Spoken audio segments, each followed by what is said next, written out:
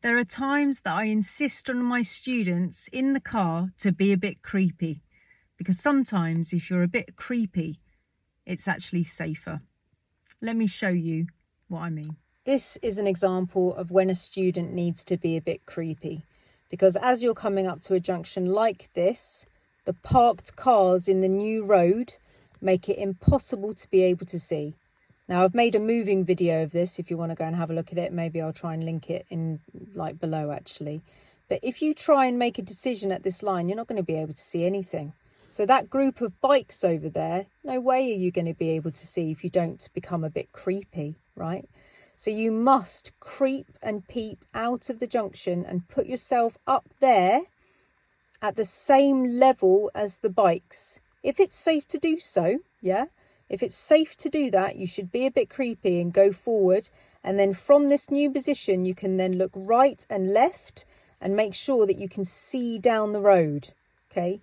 Because those cars are preventing you from being able to see, okay? So be a bit creepy here. Yeah, so also all of these you'd have to be a bit creepy at.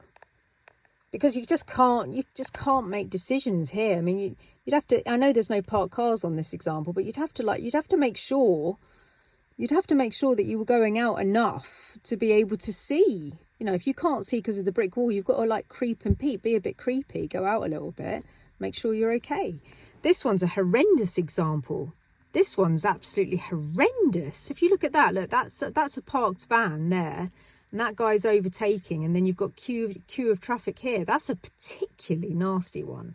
If this blue car, was turning right, you would have to, if it's safe to do so when you understand what the white car is going to do, because they'll probably have to come in and just pause here.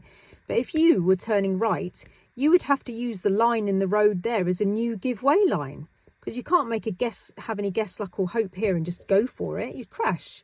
So you've actually got to safely look around, see if all the traffic is stopped here and that the red car's safe.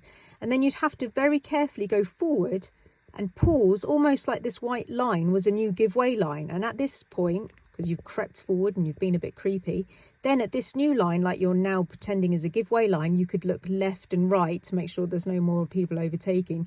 Left here to see the traffic speed, and then turn right safely. Ooh, that's a particularly nasty one, isn't it?